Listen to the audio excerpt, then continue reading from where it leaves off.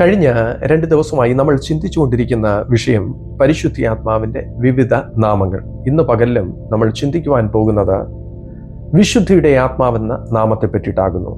കുറിവാക്യമായി റോമർക്ക് എഴുതിയ ലേഖനം 1:5 ഇങ്ങനെ വായിക്കുന്നു: ജഡം സംബന്ധിച്ച് ദാവീദിന്റെ സന്തതിയിൽ നിന്ന് ജനിക്കുകയും മരിച്ചിട്ട് ഉയർത്തെഴുന്നേൽക്കിയാൽ, വിശുദ്ധിയുടെ ആത്മാവ് സംബന്ധിച്ച് ദൈവപുത്രൻ എന്ന് ശക്തിയോടെ നിർണയിക്കപ്പെടുകയും ചെയ്തിരിക്കുന്നവനാലല്ലോ. പരിശുദ്ധാത്മാവ് വിശുദ്ധിയുടെ ആത്മാവാകുന്നു. പരിശുദ്ധാത്മാവ് നമ്മളെ ശുദ്ധീകരിക്കുന്ന ആത്മാവാകുന്നു. പരിശുദ്ധാത്മാവ് നമ്മളെ നേർവഴിക്ക് നടത്തുന്ന ആത്മാവാകുന്നു. പരിശുദ്ധാത്മാവ് നമ്മളെ നിത്യതയ്ക്ക് അവകാശിയാക്കി തീർക്കുന്ന ആത്മാവാകുന്നു. ഒരുപക്ഷെ നമ്മൾ പാപത്തിൻ്റെ വഴിയിൽ വീണുപോയിരുന്നാലും പരിശുദ്ധാത്മാവ് നമ്മളെ നേർവഴിക്ക് നടത്തുക തന്നെ ചെയ്യും. പരിശുദ്ധാത്മാവ് നമ്മളോട് സംസാരിക്കും. എന്ത് സംസാരിക്കും? മടങ്ങി വരുവാൻ. ഇന്ന് പകലിൽ ആ പരിശുദ്ധാത്മാവിൻ്റെ മടങ്ങി വരവിൻ്റെ ശബ്ദം കേട്ടിട്ടും പാപത്തിന് അധീനരായി അതെ തുടർന്നും നിങ്ങളുടെ ജീവിതം പാപത്തിൽ നയിക്കുന്നുണ്ടെങ്കിൽ, പരിശുദ്ധാത്മാവ് ഇന്ന് പകലിൽ നിങ്ങളോട് ശക്തമായി ഇടപെടുന്നു മടങ്ങി വരുവാൻ. ഈ ശബ്ദം കേട്ട്, പരിശുദ്ധാത്മാവിന്റെ ശബ്ദം കേട്ട് മറത്തു നിൽക്കാതെ മടങ്ങി വരുന്നെങ്കിൽ നിത്യതയ്ക്ക് അവകാശിയായി തീരുവാൻ ഇടയാകും. അല്ലാഞ്ഞാൽ നിത്യ നരകത്തിന് അവകാശിയായി തീരുക തന്നെ ചെയ്യും. കർത്താവിന്റെ വചനം പറയുന്നു, വിശുദ്ധി കൂടാതെ ദൈവത്തെ കാണുവാൻ സാധിക്കത്തില്ല. എന്നെ കേൾക്കുന്ന ദൈവഇതലേ, വിശുദ്ധി കൂടാതെ ദൈവത്തെ കാണുവാൻ സാധിക്കത്തില്ലെന്ന കർത്താവിന്റെ വചനം പറയുന്നത്. 1 കൊരിന്ത്യർ 3:16 ഇങ്ങനെ വായിക്കുന്നു: നിങ്ങൾ ദൈവത്തിന്റെ മന്ദിരമെന്നും ദൈവത്തിന്റെ ആത്മാവ് നിങ്ങളിൽ വസിക്കുന്നു എന്നും അറിയുന്നില്ലയോ?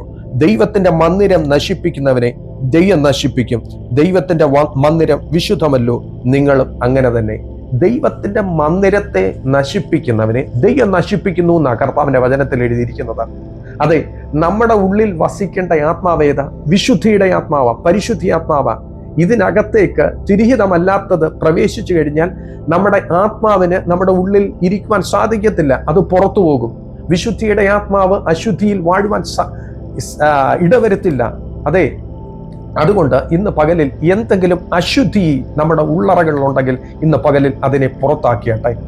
നമ്മുടെ ഈ ശരീരം എന്ന മന്ദിരത്തെ പല രീതിയിൽ അശുദ്ധമാക്കാം. അതെ, നമ്മുടെ ഈ ശരീരത്തിൽ തിരിഹിതമല്ലാത്തത് പ്രവേശിക്കുവാണെങ്കിൽ ഒരിക്കലും പരിശുദ്ധാത്മാവ് നമ്മുടെ ഉള്ളിൽ ഇരിക്കുവാൻ സാധിക്കത്തില്ല. അതെ, നമ്മുടെ ഈ ശരീരത്തിന്റെ കൺട്രോൾ ദൈവത്തിന്റെ സന്നിധിയിലേക്ക് ഏൽപ്പിച്ചു കൊടുത്താട്ടെ.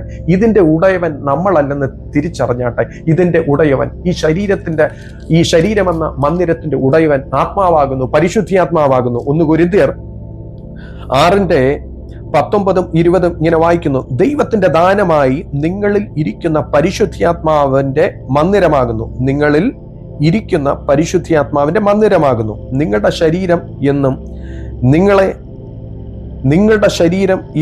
നിങ്ങളെ വിലയ്ക്ക് വാങ്ങിയിരിക്കാൻ നിങ്ങൾ താന്താങ്ങൾക്കുള്ളവരല്ല എന്നും അറിയുന്നില്ലയോ? ആകയാൽ നിങ്ങളുടെ ശരീരം കൊണ്ട് ദൈവത്തെ മഹത്വപ്പെടുത്തുവിൻ. അതെ, നമ്മുടെ ഈ ശരീരം കൊണ്ട് നമ്മൾ ആരെയെ മഹത്വപ്പെടുത്തേണ്ടത്? ദൈവത്തെ ആണ് മഹത്വപ്പെടുത്തേണ്ടത്. അതുകൊണ്ട് എന്നെ കേൾക്കുന്ന ദൈവമക്കളെ, ഈ ശരീരം എന്ന മന്ദിരത്തിന്റെ ഉടയവൻ കർത്താവാണ്. അതുകൊണ്ട് ഇന്ന് പകലിൽ ഒരു തീരുമാനമെടുത്താട്ടെ. ഈ ശരീരം കൊണ്ട് ദൈവത്തെ ഞാൻ മഹത്വപ്പെടുത്തും.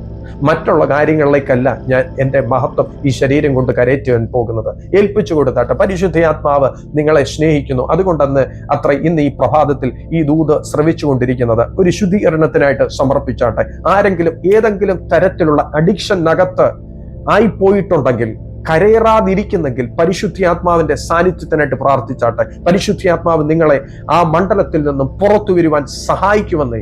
മദ്യത്തിനോ മയക്കുമരുന്നിനോ അല്ലെങ്കിൽ സിഗരറ്റ് സ്മോക്കിങ്ങിനോ എന്ത് തരത്തിലുള്ള ആസക്തിയിൽ നിങ്ങൾ കുടുങ്ങിക്കിടക്കുന്ന വ്യക്തിയാണെങ്കിലും, അതെ, മൊബൈൽ അഡിക്ഷൻ ആയിക്കോട്ടെ, എന്ത് തരത്തിലുള്ള അഡിക്ഷൻ ആയിക്കോട്ടെ, നിങ്ങൾക്ക് സ്വന്തം ബുദ്ധിയിൽ കരയേറുവാൻ അല്ലെങ്കിൽ നിങ്ങളുടെ സ്വന്തം സ്ട്രെങ്തിൽ കരയേറുവാൻ സാധിക്കാത്ത ഏതെങ്കിലും വ്യക്തികൾ എന്നെ കേൾക്കുന്നുണ്ടെങ്കിൽ, അതെ, വിശുദ്ധിയുടെ ആത്മാവായിരിക്കുന്ന പരിശുദ്ധാത്മാവ് ഇന്ന് പകലിൽ നിങ്ങളെ ആ വിഷയത്തിൽ നിന്ന് മോചിപ്പിക്കുക തന്നെ ചെയ്യും. ഏൽപ്പിച്ചു കൊടുത്താട്ടെ. നമുക്ക് കണ്ണുകളെ അടയ്ക്കാം, പ്രാർത്ഥിക്കാം. കർത്താവേ, നൽകിത്തന്ന അനുഗ്രഹിക്കപ്പെട്ട പ്രഭാതത്തിനായിട്ട് നന്ദിയോടെ സ്തുതിക്കുന്നു. അങ്ങയുടെ ആത്മാവ് വിശുദ്ധിയുടെ ആത്മാവാണല്ലോ.